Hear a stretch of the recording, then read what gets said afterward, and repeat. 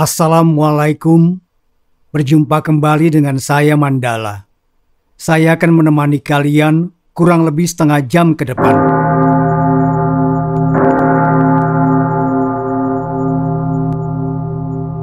Lukman memarkirkan gerobak baksonya di halaman masjid. Setelah Lukman mengambil wudhu, ia masuk masjid. Kemudian salat berjamaah dengan khusyuk, seakan tidak khawatir gerobak baksonya dicuri orang. Bagi Lukman, selain bekerja keras, ia tidak boleh melupakan kewajiban untuk beribadah kepada Tuhan. Usai sholat, Lukman kembali berjualan bakso keliling. Sembari berjualan, ia seringkali mendekati pekerja kecil seperti pemulung, pengamen untuk diajak mengobrol. Dengan mendengar kisah perjuangan mereka, Lukman bisa lebih bersyukur meski hidupnya sendiri masih pas-pasan. Tak lupa, ia juga gemar berbagi, meski yang ia bagikan mungkin bagi beberapa orang tak seberapa. Setiap beberapa hari sekali, Lukman menyiapkan nasi bungkus untuk ia bagikan kepada siapa saja yang membutuhkan di jalanan, sembari keliling berjualan bakso sampai menjelang petang. Hingga suatu ketika, Lukman mendapati kakek tua yang berteduh di bawah pohon. Wajahnya terlihat sangat lelah dan tak bertenaga, menunjukkan bahwa kakek itu adalah gelandangan. Hati Lukman miris melihat pemandangan di depan matanya. Ia mendekat lalu menawarkan nasi bungkus kepada kakek tersebut. "Permisi kek, saya ada sedikit rezeki hari ini, mohon diterima ya," ujar Lukman sambil menyodorkan sebungkus nasi. "Terima kasih nak, semoga kamu selalu istiqomah dalam kebaikan." "Amin. Kalau boleh tahu, kakek tinggal di mana?" Tidak ada jawaban dari sang kakek. Justru sekarang mata kakek yang sedikit rabun melihat ke arah keluarga kecil di taman. Mereka sedang bermain menikmati suasana siang hari yang begitu cerah. Sengatan terik matahari seakan tidak mengurangi kebahagiaan yang dirasakan keluarga kecil tersebut. Seketika si kakek menangis dan membuat Lukman makin berempati. "Dahulu saya punya keluarga seperti mereka. Sayang sekali, karena kebodohan saya akhirnya keluarga saya pergi meninggalkan saya sebatang kara." "Jadi sekarang kakek tidak punya tempat tinggal?" Kakek tua itu menggeleng. Lukman semakin iba. Kebetulan bakso yang dijual Lukman sudah hampir habis meski masih siang hari. Ia memutuskan mengajak kakek tersebut ke rumahnya untuk beristirahat. Entah kenapa Lukman sangat penasaran dengan cerita hidup dari kakek yang baru ditemuinya tanpa sengaja. Dengan senang hati, kakek tua bernama Sapardi itu menerima tawaran dari Lukman. Ia berjalan membungkuk menuju searah dengan tujuan Lukman. Sepanjang jalan, ia berceloteh tentang masa lalunya yang dipenuhi kemakmuran. Lukman menghargai cerita si kakek dan mendengarkan dengan penuh perhatian. Hingga tibalah keduanya di rumah sederhana milik Lukman yang masih berdindingkan bata merah. Lukman tinggal seorang diri dan rencananya akan menikah tahun depan. Sekarang ia sedang mengumpulkan modal untuk menikah sekaligus merenovasi rumah sederhananya. Lukman menjamu kakek Sapardi dengan kue dan teh hangat di depan rumah. Kakek Sapardi menyantap dengan lahap, menandakan ia benar-benar kelaparan. Setelah menghabiskan satu piring kue penuh dan nasi bungkus dari Lukman, barulah kakek Sapardi memulai ceritanya.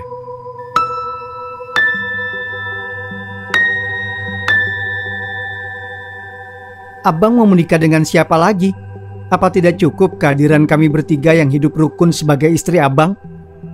Aminah, istri pertama Sapardi, bertanya pasrah. "Jadi kamu tidak setuju kalau saya menikah lagi dengan Rati, bunga desa di kampung ini?" Sapardi balik bertanya dengan nada tinggi. "Bukan begitu bang, tapi Rati itu masih sangat muda. Bahkan dia lebih pantas jadi anak abang daripada dijadikan istri." Tamparan keras mendarat ke pipi Aminah begitu ia menyelesaikan ucapannya. Sapardi mengamuk hingga dua istri Sapardi lainnya yang tinggal tak jauh mendengar pertengkaran mereka. Spontan, dua istri Sapardi datang dan membela Aminah. Melihat pemandangan tersebut, Sapardi justru makin kesal dan mengutuk semua istrinya sebagai istri durhaka. Salma dan Laila sebagai istri kedua dan ketiga Sapardi pasrah mendengar umpatan suami mereka. Hampir setiap hari umpatan serupa keluar dari mulut Sapardi, sehingga ketiga istri Sapardi tidak terlalu kaget lagi. Hanya saja hati mereka tetap sakit tiap kali mendengarnya. Keinginan Sapardi untuk menikahi Ratih tidak bisa lagi dihentikan. Tiga istri Sapardi sudah tidak tahu lagi bagaimana cara menghentikan kebiasaan buruk suaminya main wanita dan menikahi wanita muda. Sapardi pergi begitu saja setelah bertengkar hebat dengan Aminah. Tinggallah tiga istri Sapardi yang berbincang dan saling beradu nasib. Kita tidak bisa tinggal diam. Kita harus membalas perbuatan Sapardi. Hati saya sudah terlalu sakit selama ini. Aminah membuka pembicaraan. Saya juga tidak tahan dengan perlakuan Sapardi. Seakan-akan saya sudah tidak punya harga diri lagi di matanya. Giliran Salma mengutarakan keluh kesahnya. Benar, Sapardi bahkan sering menghina saya gendut, hitam, dan tidak bisa mengurus rumah. Laila menambahi, kita harus cari cara supaya Sapardi tahu diri dan tidak lagi meremehkan kita. Salma berkata dengan mata penuh dendam. Caranya bagaimana? Aminah bertanya. Sekarang kita harus pura-pura baik di depan Sapardi. Jangan tunjukkan sikap menentang pernikahannya dengan Ratih. Setelah dia lengah, kita curi semua uang, emas, dan sertifikat tanah Sapardi. Pasti kamu tahu kan Aminah, di mana Sapardi menyimpan hartanya? Salma tampak menggebu. Iya, saya tahu. Aminah sebagai istri pertama berkata dengan sangat yakin. Ia memang menjadi saksi saat Sapardi merintis usahanya dari nol sampai bisa kaya raya seperti sekarang. Wajar jika Aminah mengetahui semua aset suaminya itu. Sesuai rencana, hari berikutnya ketiga istri Sapardi kompak memberikan restu untuk suaminya menikah lagi dengan Ratih. Sapardi terlena dengan sikap penurut istrinya. Ia mulai merencanakan pernikahan yang mewah dengan Ratih, si kembang desa.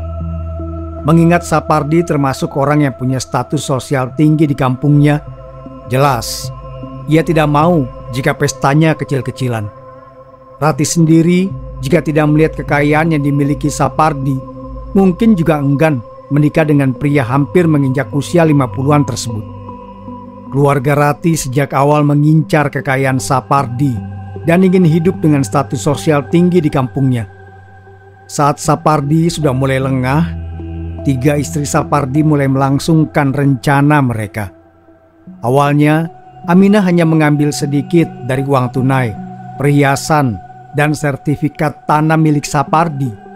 Semuanya disimpan di rumah Laila karena rumah tersebut yang paling jarang dikunjungi Sapardi.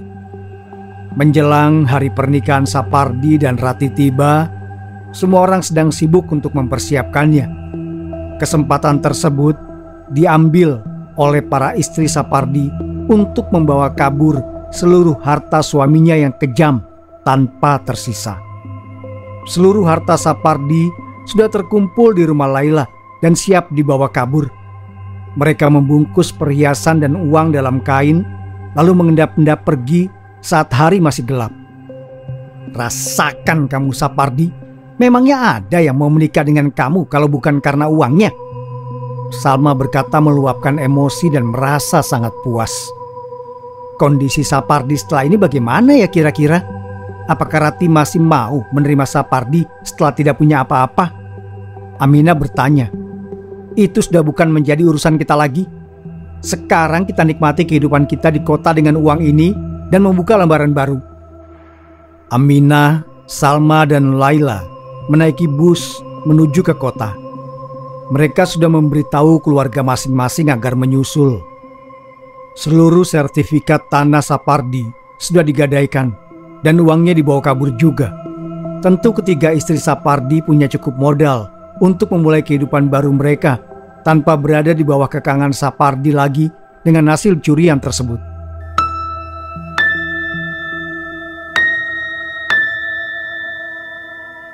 Menyadari bahwa istrinya membawa kabur seluruh aset yang dimiliki, Sapardi mengamuk.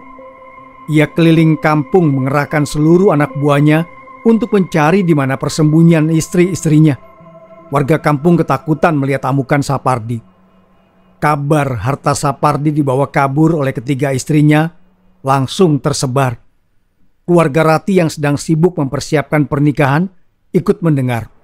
Pernikahan tinggal 2 hari lagi. Tanpa pikir panjang, orang tua Rati langsung menanyakan kebenaran kabar tersebut. "Jadi, semua harta kamu sudah dibawa kabur oleh istri-istri kamu?" tanya Ibu Rati. "Iya, tapi tenang saja, Bu. Saya pasti akan mendapat harta itu kembali," Sapardi berkata sambil menahan emosi. "Saya tidak mau tahu ya. Kalau dalam waktu 2 hari kamu tidak bisa menemukan istri kamu dan semua harta yang mereka bawa, maka pernikahan kamu dengan Rati batal." "Loh, kenapa harus batal? Semua sudah saya siapkan. Saya juga sudah mengundang pemangku adat dari kampung sebelah. Apalagi yang kurang, hah?" "Terserah. Lebih baik saya menikahkan Rati dengan juragan di kampung sebelah yang hartanya lebih banyak daripada kamu." Ibu Rati langsung keluar rumah setelah adu mulut dengan Sapardi. Kata-kata kasar serta sumpah serapa dari mulut Sapardi seakan tak bisa dihentikan meski tubuh Ibu Rati sudah tidak terlihat. Giliran anak buah Sapardi mendekat. Mereka bukan menenangkan majikannya, tapi justru minta upah bulanan seperti biasa. Mendapati hal tersebut, Sapardi makin ngamuk dan mencaci maki. "Kalau bos tidak bayar gaji kami, jangan salahkan kami kalau kami berbuat kasar," ucap salah satu dari 5 anak buah Sapardi. "Kalian mau main kasar sama saya? Orang miskin seperti kalian tidak pantas membentak saya. Paham?" Para anak buah Sapardi kehilangan kesabaran. Mengingat kondisi Sapardi sudah terdesak, rasanya tidak mungkin ia sanggup membayar gaji para anak buahnya. Tanpa pertimbangan lagi, kelima anak buah Sapardi memukul mantan bosnya sampai babak belur. "Kamu sudah bukan bos kami lagi, Sapardi. Jangan sombong," ucap salah satu anak buah Sapardi. Tinggallah Sapardi sendirian di rumahnya yang cukup besar. Ia meringis menahan sakit. Wajahnya lebam. Bibirnya berdarah akibat pukulan mantan anak buahnya sendiri. Karena tidak kuat lagi berdiri, Sapardi akhirnya merangkak ke kamarnya untuk berbaring ke tempat tidur. Kejadian tersebut bukan menyadarkan Sapardi, tapi justru membuat dirinya semakin menjadi-jadi. Hatinya dipenuhi rasa dendam terhadap semua orang. Mulai dari istri-istrinya, anak buahnya, sampai dengan keluarga Ratih yang membatalkan pernikahan sepihak. 2 hari setelah kesialan yang menimpa Sapardi terjadi, kembali lagi Sapardi berulah. Ia menggila karena pernikahannya dengan Rati batal dan jadi bahan gunjingan orang kampung. Kali ini, ia mendatangi salah satu tempat hiburan malam untuk menyewa wanita penghibur dan juga berjudi dengan sisa uang yang dimiliki untuk melampiaskan kekesalan. Di sana, Sapardi kalah hingga uangnya tak tersisa sama sekali. Teman-teman lain yang dahulu sangat menghargai Sapardi kini memperlakukannya bak sampah. "Sudahlah, Di, lebih baik kamu istirahat di rumah saja, ibadah yang taat. Umurmu sudah tua. Siapa tahu besok kamu mati mendadak lalu masuk neraka karena belum sempat taubat." Salah satu teman Sapardi yang menang judi mengejek. "Apa? Kamu bilang saya akan mati?" Sapardi berkata terbata karena mabuk berat. "Iya, kamu sebentar lagi pasti akan sekarat tanpa ada yang sudi menyenguk kamu." Teman Sapardi menyindir makin pedas. Sapardi lalu menggebrak meja, lalu meraih kerat teman yang ada di hadapannya. Semua orang di sekitar mereka teriak ketakutan, termasuk wanita penghibur yang menjauh karena takut terkena pukulan. "Jangan sombong kamu. Harta saya banyak, tidak akan habis 7 turunan. Kalau saya sekarat, saya akan berobat ke dokter paling mahal di sini," ucap Sapardi. Bukannya takut, tapi justru orang-orang di sana menertawakan ucapan Sapardi yang terkesan menghayal. Jelas mereka semua sudah tahu bahwa Sapardi sekarang sedang bangkrut dan seluruh hartanya dibawa kabur oleh ketiga istri Sapardi. Harta mana yang kamu maksud? Harta yang dibawa kabur sama istri-istri kamu itu? Emosi Sapardi memuncak. Ia mengepalkan tangan hendak mendaratkan pukulan ke wajah temannya, namun ditahan oleh dua pengawal yang berjaga. Pengawal tersebut ternyata adalah mantan pengawal pribadi Sapardi yang upahnya belum dibayar. Ternyata mereka sekarang mempunyai majikan baru, yakni teman sekaligus lawan judi Sapardi. Sapardi berusaha melepaskan diri, namun tidak bisa. Tubuhnya sudah terlalu lemah karena mabuk berat. Ia diseret keluar, kemudian dilempar ke jalanan tanpa belas kasih. Dua pengawal yang menyeret Sapardi pergi begitu saja tanpa khawatir Sapardi akan terlindas kendaraan di jalanan yang cukup gelap. Kali ini nasib Sapardi masih cukup bagus. Ia bertemu dengan warga kampung yang mengenali Sapardi, kemudian membawanya ke rumah. Warga kampung itu bernama Munawar. Ia adalah pemburu babi hutan yang sering pulang tengah malam dari hutan. Pak Sapardi kenapa sampai begini? Sudahlah Pak, lebih baik jangan dekat-dekat dengan para tukang judi dan pemabuk itu. Munawar menasihati. Mereka semua manusia setan. Lihat saja kalau saya bisa kaya raya lagi. Mereka semua akan saya beri pelajaran. Sapardi tetap kesal. Kondisinya setengah sadar, tapi terus memegangi kepala menahan sakit. Bukan saya mau menggurui Pak, tapi saya sarankan Pak Sapardi taubat dan mulai mencari pekerjaan apa saja, yang penting halal. Siapa tahu nasib baik bisa berpihak pada Bapak. Bapak pernah dengar tidak soal orang baik hati yang dibantu manusia bunian lalu mendadak kaya raya? Manusia bunian? Apa itu? Sapardi penasaran. Munawar melihat ke sekeliling rumahnya karena sedikit merinding. Ia kemudian mengisyaratkan supaya Sapardi mendekat, lalu berbisik menjelaskan tentang manusia bunian. Jadi, mereka adalah makhluk tak kasat mata yang kaya raya. Tidak semua orang bisa melihat, bahkan berinteraksi dengan mereka. Hanya orang terpilih dan hatinya bersih saja yang bisa bertemu, bahkan mendapat bantuan dari kaum bunian. Munawar menjelaskan sekilas sesuai dengan kabar burung yang selama ini ia dengar. Kamu tahu di mana letak kampung bunian? Saya belum pernah lihat langsung Pak, tapi katanya ada di tengah hutan. Mendengar cerita dari Munawar membuat Sapardi kembali bersemangat. Hatinya sudah dipenuhi rasa dendam. Bagaimanapun caranya, Sapardi ingin bertemu dengan manusia bunian lalu mendapat kekayaan dari sana.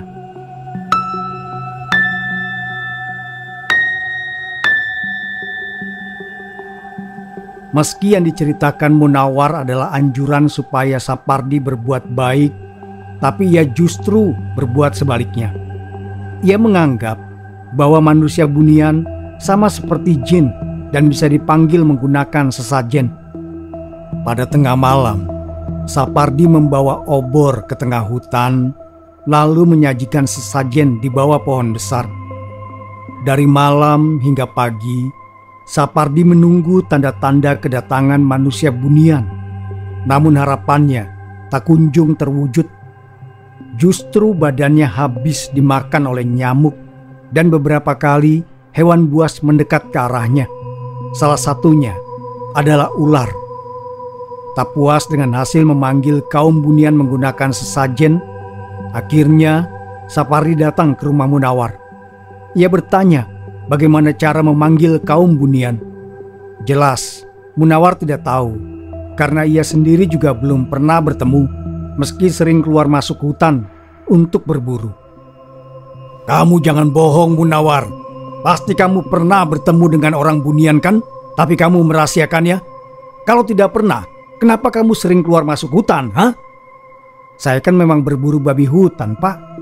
Kalau begini ceritanya, saya menyesal sudah menolong Bapak, bahkan cerita tentang orang bunian.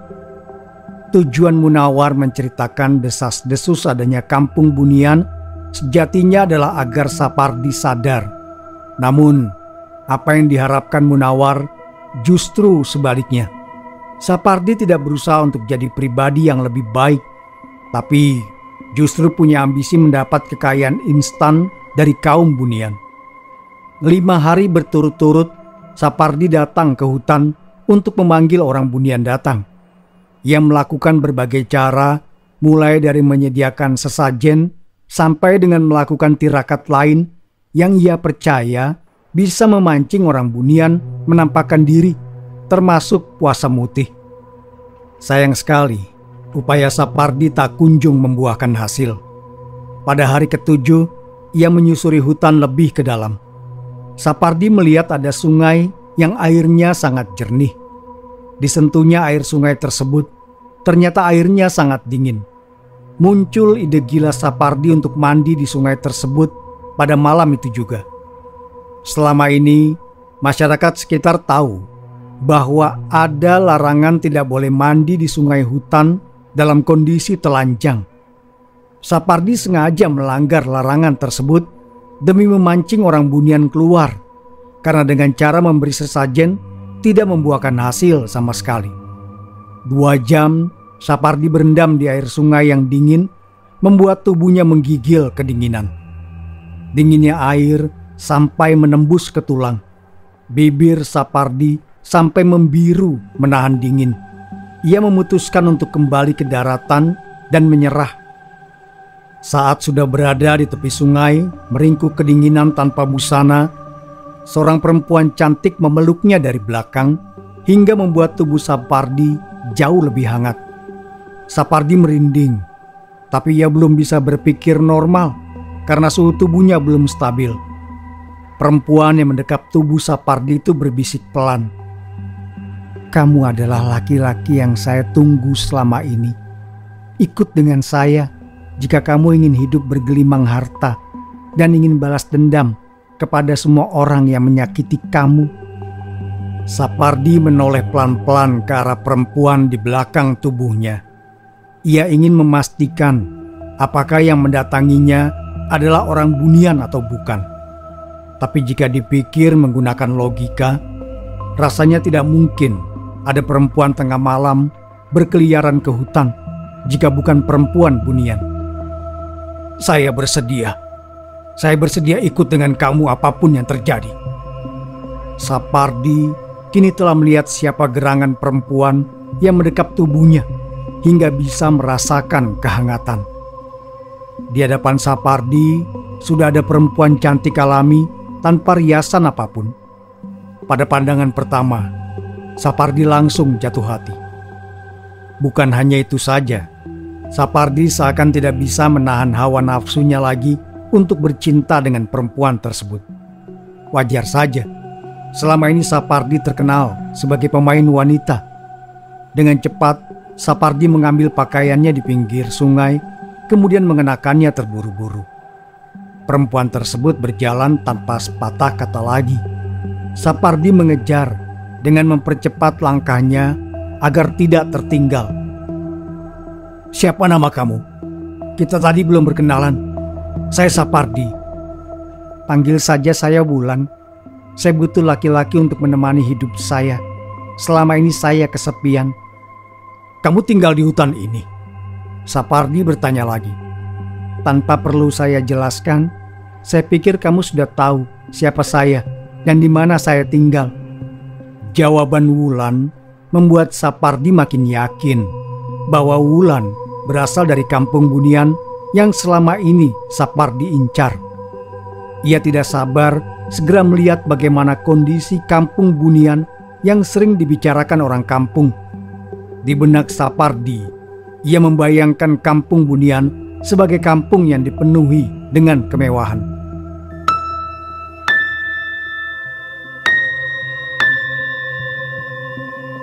Semakin dalam Sapardi dan Wulan memasuki area hutan, semakin menyengat juga aroma masakan seperti ayam panggang. Perut Sapardi yang keroncongan tak sabar menyantap makanan apa saja yang pertama kali akan ia temui nanti.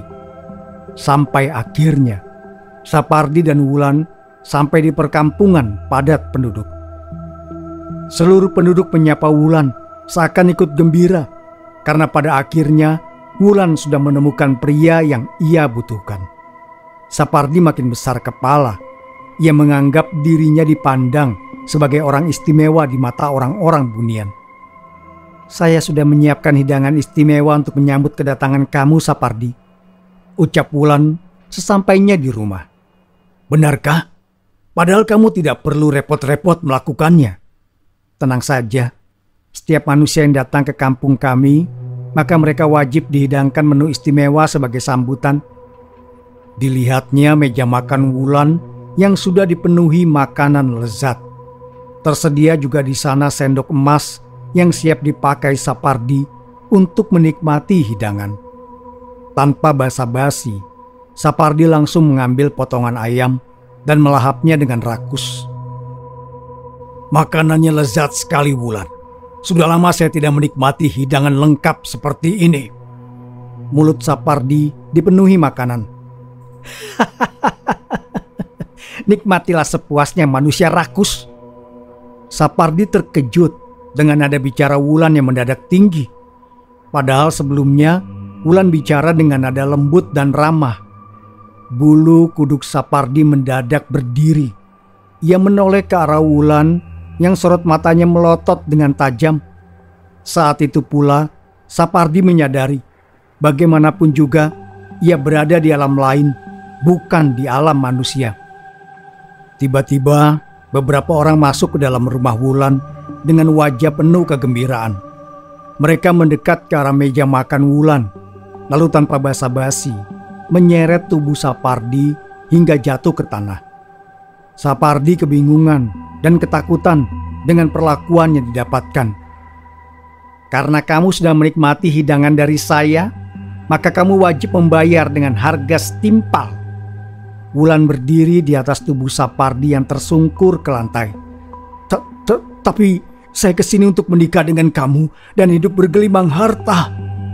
Sapardi menjawab, "Saya butuh laki-laki, tapi bukan untuk dijadikan suami, melainkan untuk dijadikan sebagai buruh." Seluruh saudara Wulan tertawa puas mendengar ucapan Wulan. Ditambah raut wajah ketakutan yang Sapardi tunjukkan membuat mereka seakan mendapat hiburan gratis. "Tidak, saya tidak mau. Saya ingin keluar dari sini. Saya punya banyak harta. Saya tidak mungkin jadi buruh." Semua orang semakin tertawa lepas mendengar jawaban Sapardi. Wulan sendiri nampak senang dengan pemandangan yang ada di hadapannya.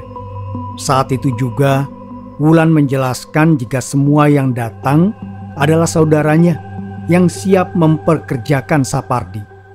Mereka butuh buruh yang bisa bekerja siang dan malam.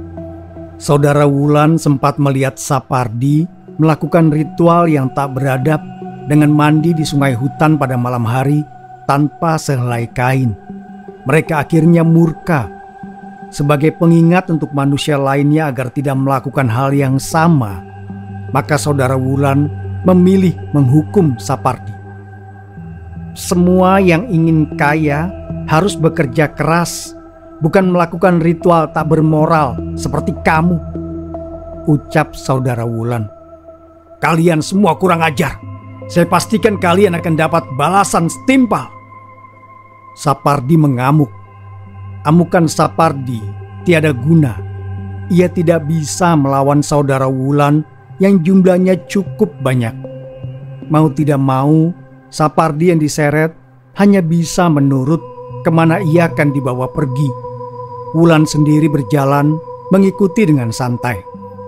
Orang-orang kampung Bunian melihat kejadian tersebut sambil menertawakan kebodohan Sapardi yang terjebak kecantikan Wulan. Pada saat itulah Sapardi yakin bahwa kedatangannya bukan disambut penuh rasa bangga, melainkan ditertawakan atas kebodohannya sendiri. "Lagi-lagi ada manusia yang menyerahkan dirinya ke sini karena ingin kaya," ucap warga kampung Bunian. Begitulah manusia pemalas yang dipenuhi dendam. Mereka selalu cari jalan pintas yang akhirnya menyesatkan. Sapardi mendengar ucapan orang-orang tersebut hingga tersadar akan kesalahannya di masa lalu. Akibat keangkuhannya, ia ditinggal oleh ketiga istrinya yang berbakti. Bahkan kini Sapardi harus terjebak di kampung Bunian, entah sampai kapan bisa kembali ke dunianya, atau bahkan terjebak selamanya di hutan.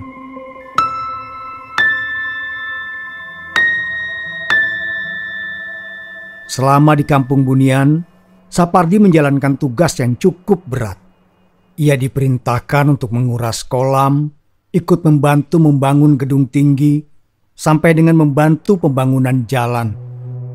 Hari-hari Sapardi dipenuhi dengan penyesalan selama di kampung Bunian.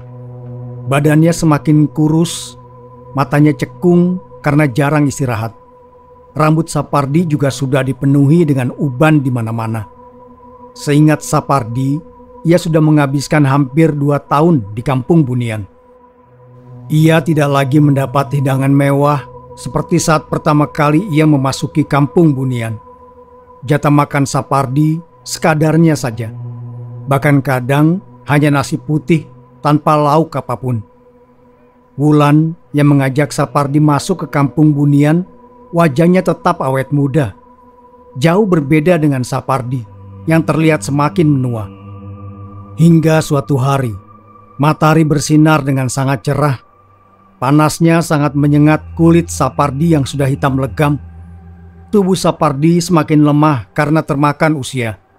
Tenaganya tidak sekuat dahulu untuk bekerja keras. Di masa tuanya itu, ia hanya memimpikan punya keluarga yang saling menyayangi dan hidup rukun.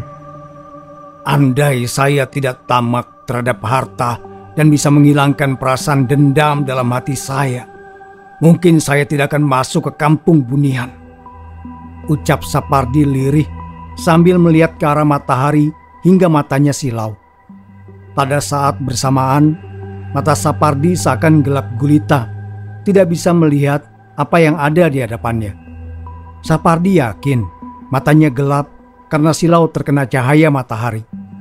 Berkali-kali Sapardi mengusap matanya, namun ia tak kunjung bisa melihat.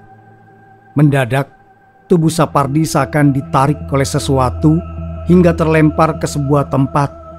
Saat itu, Sapardi baru bisa membuka mata dan melihat lagi keindahan dunia.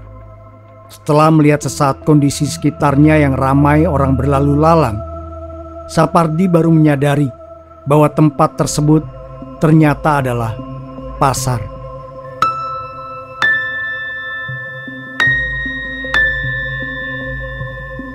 Orang-orang berlalu lalang di pasar mengabaikan kehadiran Sapardi. Bahkan beberapa dari mereka menjauh karena jijik dan takut jika sampai Sapardi mendekat ke arah mereka. Sampai akhirnya ada satu orang yang mengenali Sapardi. "Loh, ini kan Sapardi mantan juragan tanah di kampung kita," ucap salah satu pengunjung pasar. "Benar, ini Sapardi yang hilang puluhan tahun lalu. Ayo kita bawa ke rumah saudaranya." Munawar, si pemburu babi hutan yang sudah mulai tua, ikut menambahkan. Tubuh Sapardi yang lemah dibantu oleh warga untuk diantar ke rumah saudara Sapardi terdekat. Sayang sekali, kedatangan Sapardi kembali ke kampung justru tidak membuat para saudaranya bahagia. Mereka bahkan tidak lagi mau menganggap Sapardi sebagai saudara. "Maaf ya bapak-bapak, bukannya saya mau memutus ikatan darah, tapi saya sudah sakit hati sekali dengan kelakuan Sapardi dahulu. Jadi terserah saja mau diapakan Sapardi, asal jangan merepotkan keluarga saya." Begitulah respon saudara Sapardi satu persatu tiap kali ditanya apakah mau menampung Sapardi untuk tinggal. Karena sudah tidak ada saudara yang mau menampung, akhirnya Sapardi terlunta-lunta di jalanan. Ia hanya bisa berharap belas kasih orang-orang yang ia temui untuk bertahan hidup. Pernah suatu ketika, Sapardi melewati rumah besar di kampungnya. Rumah tersebut ternyata adalah bekas rumahnya dahulu yang sudah dijual oleh para istrinya. Karena sudah direnovasi, maka Sapardi tak begitu mengenali bekas rumahnya sendiri. Sekarang rumah tersebut ditempati oleh Ratih dan suaminya. Mereka hidup bahagia, dikaruniai 2 orang anak. Ratih pada akhirnya menikah dengan juragan kampung sebelah yang juga membeli rumah lama Sapardi. Melihat kejadian tersebut, Sapardi hanya bisa menahan kesedihan. Ia hanya bisa berandai-andai ingin memutar waktu dan minta maaf kepada semua orang yang pernah ia sakiti. Saat bergelimang harta, Sapardi sama sekali tidak mengira akan menjalani masa tua sebagai gelandangan seperti sekarang. Bahkan terbuang dari kampung Bunian.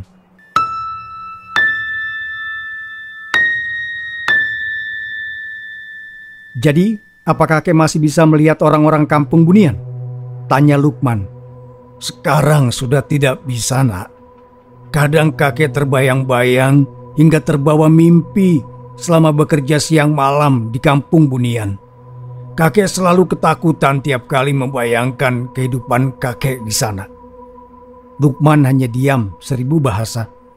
Pengalaman hidup kakek Sapardi tidak pernah ia bayangkan sebelumnya. Mendadak ada aroma masakan menyengat dan membuat Sapardi ketakutan. Ia berkata bahwa aroma itulah tanda bahwa ada orang Bunian di sekitar mereka. Lukman berusaha menenangkan Sapardi. Rezeki hanya titipan, nak. Bisa saja rezeki yang kita miliki malah menjadi ujian buat kita bila kita tidak mampu membawanya dengan bijak. Lukman mengangguk. Ia membayangkan kehidupan masa tua kakek Sapardi yang sangat tersiksa dan kesepian karena kesalahannya di masa lalu. Setelah bercerita pengalaman hidupnya, kakek Sapardi pamit untuk kembali pergi ke jalanan. Sebelum melepas kakek Sapardi pergi, Lukman memberikan beberapa lembar uang 5.000-an yang ia miliki. Kakek Sapardi menggenggamnya, menatap uang tersebut dengan nanar. Dahulu, nilai segitu tidak ada artinya. Namun kini, meski kecil nilainya, tapi sangat berarti untuknya. Kakek Sapardi melangkah pelan, hingga menjauh dan tak terlihat lagi. Lukman melepas kepergian kakek Sapardi dengan hembusan nafas yang berat. Sulit membayangkan bagaimana kakek Sapardi menjalani hidup di sisa usianya sendirian.